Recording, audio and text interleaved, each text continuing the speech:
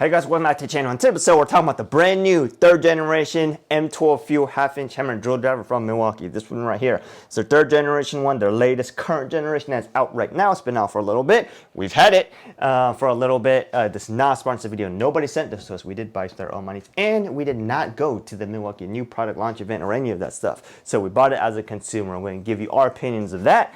Go over the tool top to bottom, see how it stacks up against other tools in the market. Stick with us.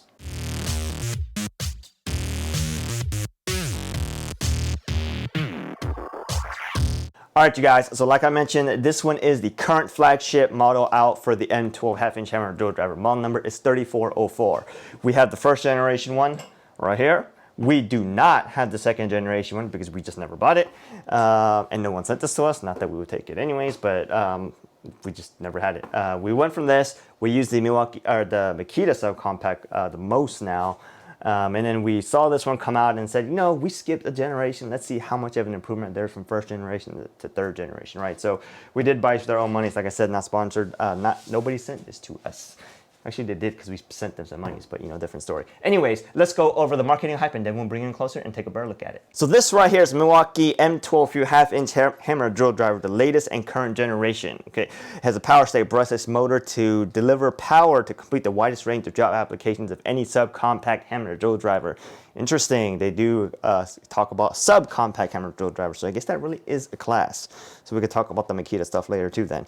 Faster drilling and driving application under load, has a full metal chuck for grip and retention. You can use, you know, unmatched performance with M12 XC battery packs, has a metal belt clip, has an LED light, is 4 inches in length, it fits in tight spaces. It says it weighs 2.6 pounds for the tool belt, but we measured it with the 4 amp hour XC battery and weighs in at 3.08 pounds.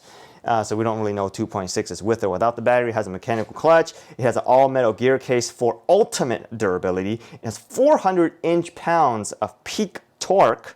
Okay, and it generates a maximum RPM of 1,550 and a maximum BPM, I believe was somewhere in here, 25,500. So it is a hammer drill driver, so keep that stuff in mind. It is supported by Milwaukee's 5-year tool warranty. All right, so this right here is the left-hand part of the tool, pretty standard. You know, it's a pretty standard stick pack design. Sticks in here, kind of goes around here, and makes it grip a little bit bigger. For me, I personally don't like that design because, you know, its grip is just not nice or comfortable as the smaller ones, right? But all this stuff on here that you would expect to be black rubber overmold, that's exactly what it is. Black rubber overmold, black switch trigger, which is not overmold. This is the front reverse switch, all standard stuff here. It has a belt clip right here. It's got the battery indicator right here on M12 stuff, as it usually does, because M12 tools do not have a fuel gauge. It has little sliding clips on here, or non-mark clips or whatnot. Anyways, this one does have a 12 position mechanical clutch, so it goes from 0 or 1 all the way to 12, and then you have to slide it all the way past here to get to the drill mode. Then you can go to the hammer drill mode. All right, so that's what's going on there. Moving around to the back part is flat. It will say brushless here, just in case you didn't know M12 fuel was a brushless. Okay, this side right here, pretty standard as the exact opposite side, except you can take this belt clip off and put it here. If for whatever reason you were left-handed, you want to put the belt clip here, or just even if you're right-handed, you can put it there if you wanted to. So that's going on there. On the top part, as we already showed you, this is what the clutch part looks like, right? It has a 2-speed gearbox, low speed or high speed, or speed 2, whatever you want to call it. This right here is the all metal chuck, and this metal chuck kind of reminds you of the what do you call it, the M18 fuel drill, because that's exactly what it looks like. But as you can see here, it's all metal. I really haven't had any issues with it. Haven't had too many issues with the M18 one either. Every once in a while, this always come into some situation, whatever you're using, that they just come loose. But we haven't had too many issues with this one. So just wanted to point that out, okay? The other thing to note here is this right here is where the LED light is. Pretty standard, okay? So let's go ahead and bring in the 1st generation one and talk about that, right? So this right here is the 1st generation one. The 1st generation model number is 2404. We'll give it right here so you can kind of get an idea of, you know, what the height or length difference is, right? That's what's going on there. If you look at it from the side, you can look at it like this, right? Kind of looks like this. But the biggest differences here that I've noticed immediately while using it, which is kind of annoying for me, is that the first generation one has a dedicated ring to switch between modes, right? So you can automatically or easily switch from drill to drive or hammer drill to drive. If in case you're doing a lot of TAPCON stuff, you could do that. But if you're doing a lot of TAPCON stuff, you probably have a SDS, right? So we'll just forget about that. But for me, that's the biggest thing I really notice here. The length, yes, it is significantly shorter than the first generation one, as you would imagine. Other than that, everything is pretty much exactly the same. They claim that they've increased power, increased output, and do all that stuff. So we're gonna get into testing and figure out how much or what the numbers actually increased by.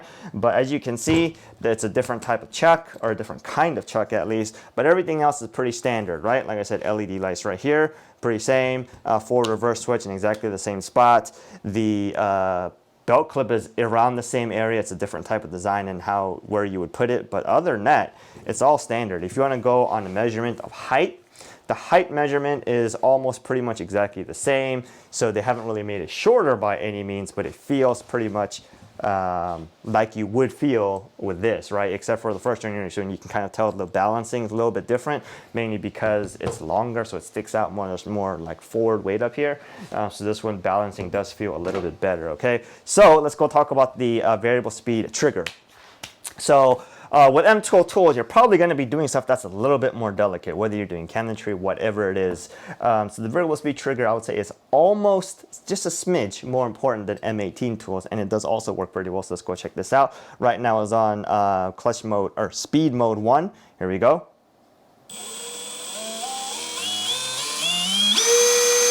Right? Go and do speed mode 2. Here we go.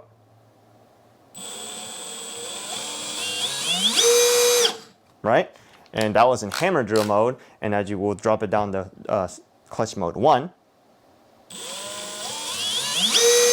The main reason I wanted to point that or do that for you is because some drills, depending on which mode you're on or clutch setting you're on, it will be a little bit different. But on this mode, it does not. It is a mechanical clutch, okay? So let's talk about the Makita Subcompact, since because they said it's comparable to, you know, subcompact stuff, right? So this one right here is the Makita Subcompact. Model number is XPH11. This is one of our more favorite ones. We actually have one that doesn't have the hammer drill mode option, and that's also, I would say, a little bit more favored than this.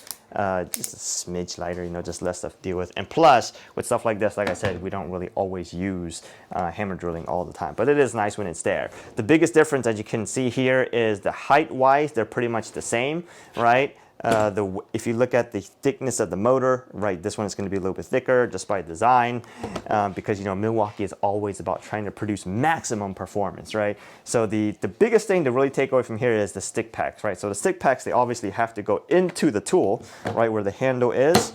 That's how the stick packs usually are designed, or tools for this, those batteries are designed.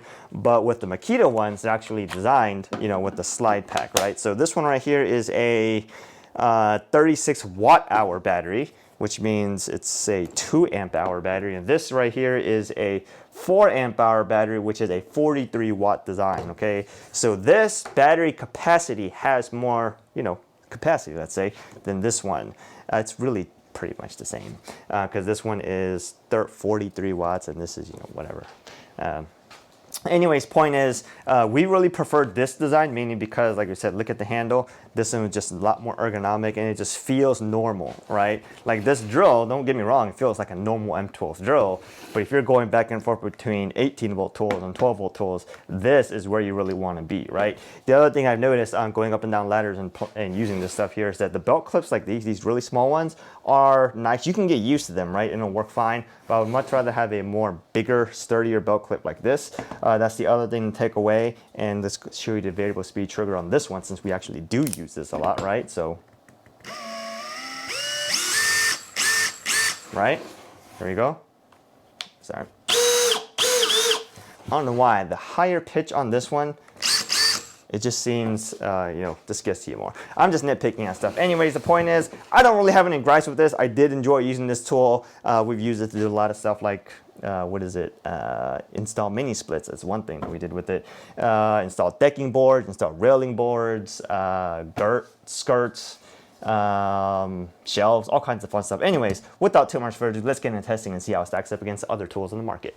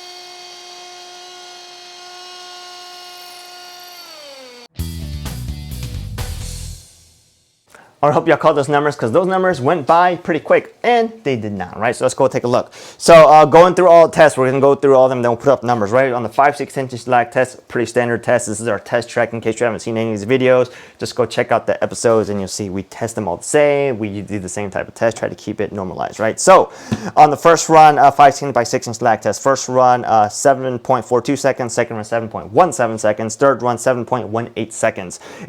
Was able to complete the challenge on speed 2, and the average of the 3 runs comes in at 7.26 seconds with a peak torque average of 107.67 seconds. All right. Moving on to the 1/2" slag test, as you saw, it just wasn't able to do it. We did it on speed 1, and it just kept overheating at that point. And it just wasn't able to do it, right? But during that test, it was able to produce a peak torque number of about 203 inch-pounds. Okay. So what we did was, we let it rest. I think we came back, I think, at like past dinner, way past everyone's bedtime. So hours later, and then after it cooled down, we used the same battery pack and we ran the 3/4 inch auger test. First run 17.75, second run 17.85. It did have to do it on speed 1, however, but the average of the 2 runs comes in at 17.80 seconds. So moving on to the 1/4 inch masonry test, sorry. A 1/2 inch masonry with this would be pretty crazy. You should definitely get like an SDS tool for that. Anyways, 1/4 inch masonry test. First run 11.17, second run 7.68, third run 8.67, and the average comes out to 9.17. So the peak torque we measured across all the tests that we did with this tool configuration and this battery comes in at 203 inch-pounds, and this battery and tool combination comes in weighing at a whopping 3.08 pounds. All right. So let's go take a look at the total performance numbers, right? Because that's what everybody really cares about. How does it perform? So adding up the averages besides the masonry test, the average comes out to 25.06 seconds plus did not finish, because obviously it didn't finish the 1/2 inch lag test. So where does that put that? If you go down, it puts it obviously towards the bottom, and it puts the M12 Fuel 3404 right in front of the Makita XPH12, which is an LXT 18-volt tool. I don't know if it's like a standard or compact class or whatever, but let's call it a normal 18-volt tool with a 5 amp hour battery, which had a score of 26.4. Okay, I believe it's just like a standard type drill. They may call it compact, but I'm not going there. It also ties, which that one is also tied with XPH12, which is the subcompact one we showed you earlier. Same score of 26.4. Okay, so it's right there, probably around like 19th place or so, as you would expect. It is a 12-volt tool, right? We just stack ranked all of them. So if you want to go look at only the 12-volt stuff, go look at it, but it's there, right? So let's go take a look at how does the Gen 3 compare to the Gen 1. So this one here is a Gen 1. We did a review of this one in, I believe, episode 10. Go take a look at that. But on Gen 1, the average of the 5/6" inch by 6" lag test came in at 9.14 seconds with a peak torque average of 137.67. So the Gen 1 was able to complete that test, but it had to do it on speed 1. And then I guess due to that factor, it just produced more power, but it was able to get the job done just a little bit slower. Okay, we'll throw all the numbers up so you can just go take a look right here, but it does exist there. The Gen 3 was faster. On the 1/2 inch by 8" lag test, we were able to run the test 3 times. It still didn't complete the test, but we did run it 3 times. The average, it's down there, 149, 145, and 138. The average was 144. So peak power-wise, the Gen 3 produced more power in 203, right? Whereas with this one, it came right around 140s, right? So peak torque. On the 3/4 inch auger test, Gen 3 17.18 or 17.80 seconds, Gen 1 24.93. That's a pretty sizable difference in terms of speed, right? We're talking about 25 versus like 18 seconds. It's a 3/4 inch auger, right? So the other big difference comes down to masonry. So if you're doing a lot of masonry, obviously you probably wouldn't be doing this because you'd have some type of SDS tool. But masonry, 1/4 inch masonry test, Gen 3 9.17 and Gen 1 13.2. Obviously the Gen 2 is faster, so that's probably where it's going to go. The Gen 1 came in weighing somewhere around 3 pounds 6.5 ounces, whereas the Gen 3, that was Gen 1, sorry, and the Gen 3 came in at 3.08 pounds. Probably convert that to ounces eventually, but That's what's there, right? So the Gen 1 had a total score of 34.07. Gen 3 has 25.06. So that's really what say there is. The numbers are there. The proof is in the pudding, or whatever the saying is. So let's close this out. What can we say about this tool? We did buy this tool, like I haven't mentioned already, but it's a great tool. It is a performance upgrade, as you would imagine, or as the numbers proved down there, than the Gen 1. We don't have the Gen 2. We probably should have got the Gen 2 just to see how it really tracks out, right? But there is a good enough difference to justify buying the Gen 3 over the Gen 1, besides the other fact that you can't buy the Gen 1 because it's just not manufactured anymore. So if you're trying to decide between the Gen 2 and the Gen 1, or Gen 3 and the Gen 2, probably get the Gen 3. I would assuming they're even selling the Gen 2 anymore. But the sizable difference is there. For me personally, would I buy this tool again? I don't think so. Like I said, I definitely prefer the slide packs with the handle ergonomics. Plus, you know, we have M12 tools too, right? But they're just not as plentiful as in our arsenal than the 18-volt tools. 12-volt tools that we use here, it's going to be like right angle stuff. Some of the inspector cameras and stuff like that take M12 stuff, but the M12 lights are actually really good. This is why we mainly like to keep that stuff around. But, you know, like I said, when I'm going for like lighter weight or, you know, compact stuff, we're really looking for lightweight and compact. When you're going lightweight, you don't really always need maximum power. I can see, you know, some places where you need more power, but, you know, when you're going compact, you're trying to balance lightweight and power. Milwaukee fuel, at least, you know, by lineup wise, they need to focus on power because you're supposed to get the best of the best, right? Flagship stuff. So that's what's there. The proof is in the pudding. The numbers, I'm just here to tell you numbers, right? So if you want to go buy it, go buy it. If you don't want to go buy it, don't buy it. But, you know, just look at numbers and you figure out how it stacks up against their tool. So like I said, hope this video's helped you guys out, been informative. If you have any questions or anything else, that let me know. Otherwise, have a great day, and we'll see you guys next time.